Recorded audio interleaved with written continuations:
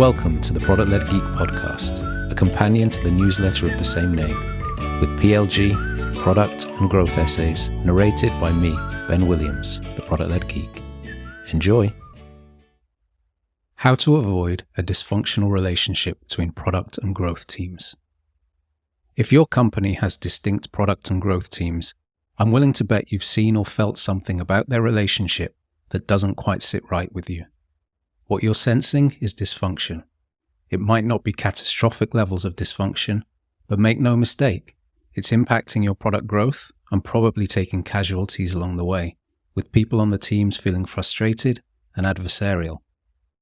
On the other hand, the positive impact can be significant when product and growth teams work well together. Both teams can learn faster. Both teams can move faster. The product can grow faster. Everyone wants that, right?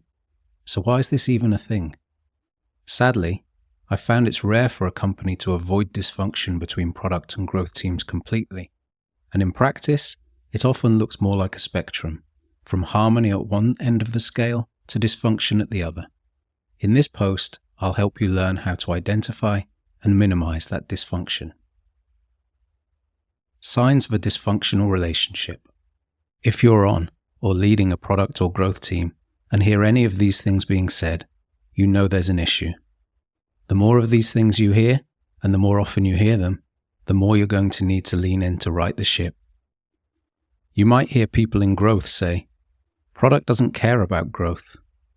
There's not enough value in the product. Another product change just invalidated our experiment. Product doesn't understand the importance of testing and experimentation. Product has been blocking us from getting this experiment live for weeks. Product is too slow and risk-averse. You might hear people in product say, growth is just optimization. Growth hands over poor quality code. The value is there if growth would just get people to see it. Growth do things that aren't scalable and won't perform. Growth is too focused on short-term gains. Product could put those engineers, PMs, or designers to much better use to build this important new thing. We are human. We're individuals. We err. There will always be some dysfunction in any organization. But there are a number of things that you can do to help product and growth teams approach harmony. Note, even when you don't have high levels of dysfunction, instead there's often apathy, and both teams kind of just getting on and doing their thing in isolation, which really leaves a big untapped opportunity. The goal is to have them working together well, not ignoring each other. The path to harmony. Here's how to set up your product and growth teams and their ways of working to minimize dysfunction and get them working together more harmoniously. Number 1. Organize to maintain cultural alignment. Don't isolate growth teams on their own island. Have them be part of the same higher-level R&D organization and ensure they work on the same cadence as, or a cadence that frequently aligns with that of, product teams. Make sure product and growth teams have some key unifying ceremonies. The sprint demo was one of the most important meetings for nurturing cultural alignment and creating a sense of shared belonging for product and growth teams at Sneak. It also helped combat misconceptions about growth by providing greater visibility into the work itself and the approach to that work. At the same time, when growth work was showcased there, it helped counter the absolution effect by normalizing the work as being under the same umbrella as other product work. Number 2. Avoid the growth equals marketing trap. In your PLG company, growth teams aren't another name for the subset of the marketing team that is gold on new user and or lead acquisition. Nope, they are product teams plus. Product teams are typically built with the holy trinity of PM, design, and engineering. Growth teams have that same nucleus, but extend it with decision scientists, and, in B2B SaaS, growth marketing managers. If you have a growth team that is, in effect, a hamstrung marketing team, unable to work on any product surfaces, then you're building massive amounts of friction into the org between product and growth, who likely have different priorities and incentives.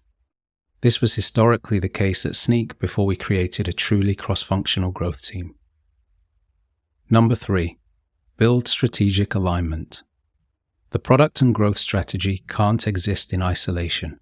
They need to be synergistic, and everyone in the core product and growth teams needs an aligned understanding of both strategies and their interplay.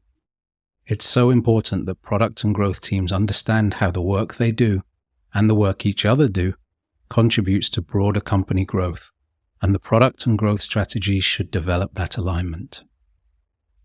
The growth model, the definition of your growth loops, and the user or team state model are all the basis of a common language between product and growth. Number 4. Build alignment around who you serve. What markets are you serving? Who is your ideal customer profile or ICP? Who are your users? What are their jobs to be done? PLG companies should make the user front and center, and product and growth teams need to figure out how they can best support each other in solving user pain and problems. Share all of this stuff, collaborate on it, evolve it together. Number 5. Align objectives. Even with aligned product and growth strategies, you can introduce a strong current of dysfunction that is hard to swim against if you don't ensure that both teams' respective objectives are aligned and supporting those strategies. It's not about them working on the same objectives, but rather putting in place non-conflicting, complementary objectives that together help drive higher-level business outcomes. I love to see product teams have accountability for feature-level engagement and retention, avoiding ship it and move on, and orienting instead around ship, monitor success, and react. Measuring feature release success in the volume of adoption is a red flag. Number 6. Collaborate on product feature launches. Growth teams should have good advanced visibility of what's coming down the product pipeline and be able to consider how those new things might impact the growth model and how they might leverage new features to drive growth. Product teams shouldn't plan in isolation. Make sure there is some growth representation in the product planning process. Number 7. Collaborate on growth experiments. Growth teams experimenting on surfaces they are not code owners for is a common need and simultaneously a really common source of friction. I've seen product teams become very territorial when it comes to growth teams working in their code bases. The most effective way to counter this is for growth teams to actively involve product teams in the growth process from idea generation onwards. Of particular importance is collaborating on the experiment plan and scheduling, not just asking product teams to review plans, but working with them to create those plans. Unless product and growth teams collaborate closely in this way, there's a high probability that you'll encounter another issue whereby product teams inadvertently make changes on their product surfaces that invalidate experiments, which understandably causes huge frustration within growth teams and deprives the whole org of learning opportunities. Number 8. Collaborate to define the process. Because growth teams are often working on code they don't own, it goes a long way to have product and growth teams come together up front and agree on some ground rules and ways of working. You won't want the same full set of coding standards to apply for code that, in all likelihood, will be thrown away, but agreeing on the subset of standards that should apply is important. Similarly, it's good to have an agreed workflow around experiment cleanup and internally agreed objectives for taking experiments and making them production ready. It's just bad form, and ultimately will end up causing end-user impact, to leave experimental implementations hanging around longer than needed. Managing this as part of a broader cross-R&D strategy for technical debt is recommended. Number 9. Work with the same tools and data. The use of standardized tooling can give a big boost to how product and growth teams work together. If it's not happening already, improve the visibility of work by using the same planning and tracking tools. There's nothing that can create alignment quite like indisputable data about users, whether qualitative or quantitative. Provide a common base for product and growth work by leveraging the same tooling for behavioral analytics and experimentation. Have growth teams and product teams collaborate on user research. If one of the teams trailblazes with new platforms, make it easy for the other teams to follow and get on board. We did this at Sneak when we implemented our growth analytics and experimentation platform. The growth team created training materials, documentation, easy-to-implement wrappers around SDKs, an event tracking style guide, and set up supporting Slack channels where people could reach out for help. Number 10. Share learnings. Last, but certainly not least, find ways for both teams to share learnings with each other and a wider set of stakeholders. A monthly impact and learnings review is a great way to formalize that. But the exchange of knowledge and learnings should be happening very fluidly and dynamically on an ongoing basis day to day. Teams should always ask themselves, who else might this learning be useful to? Learn, share, learn, share, learn, share. Do it over and over again. Repetition never spoilt the prayer.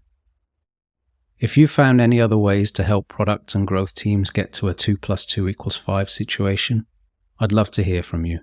Drop me a line at ben@plgeek.com.